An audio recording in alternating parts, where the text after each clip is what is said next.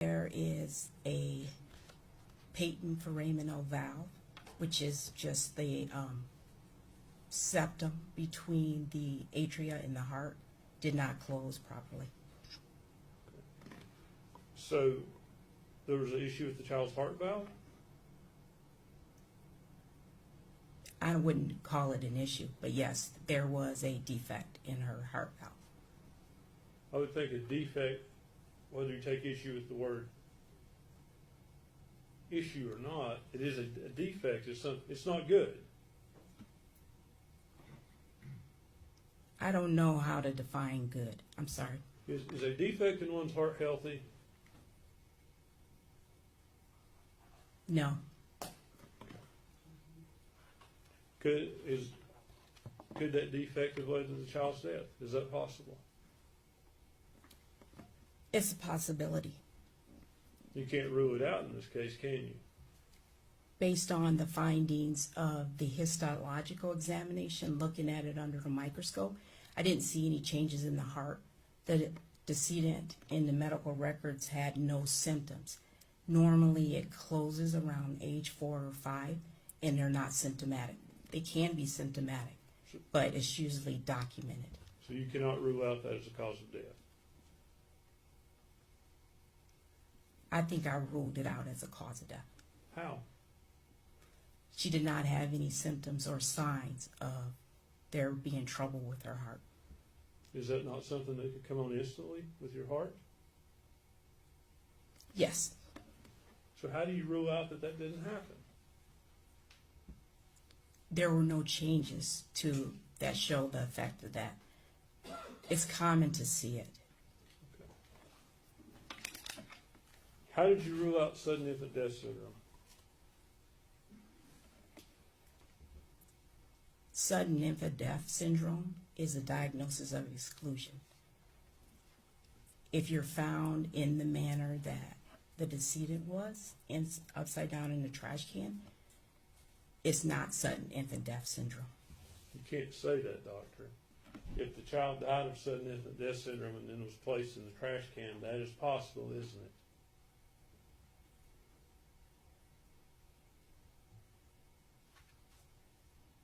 Usually they die around 9 to 10 months is the upper age, but yes, you're right. It could be a sudden death and then placed in the trash can. It could be possible in this case.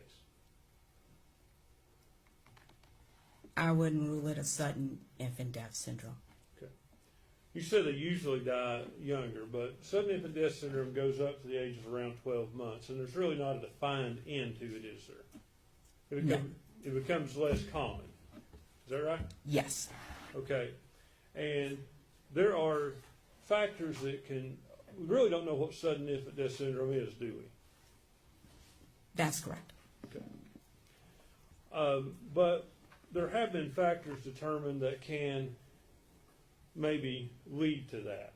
That say there's higher incidence of SIDS with kids who have these conditions, certain conditions. Would you agree with that? Yes. Okay. Were you aware that there was an intrauterine growth restriction when Megan was pregnant with Evelyn? Yes. That can be one of the factors that leads to a SIDS death, can it? Yes.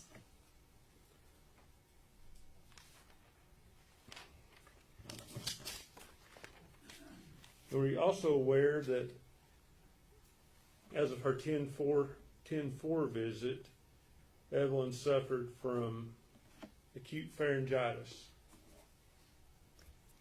I reviewed the records, but I can't remember everything that was in the records. I reviewed the records. Would it help you to see the records? Sure.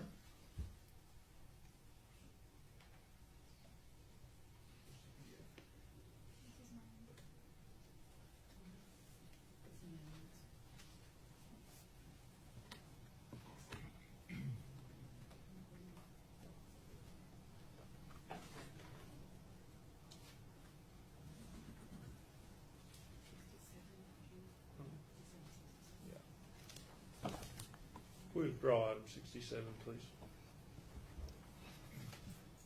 Okay, may I show this to the witness?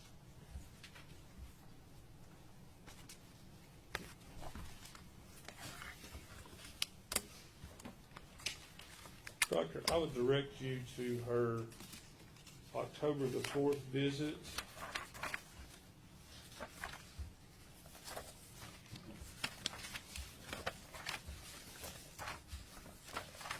Page 37 and 38.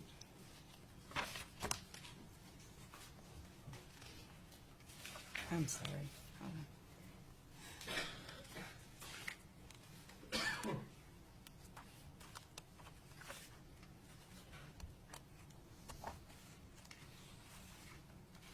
Was it towards the back? I'm Yeah, sorry. 37 and 38, if you look at the page numbers at the top. Oh, I see. I'm sorry. Let's click. Okay. Child suffered from acute pharyngitis, is that correct? Yes. Okay.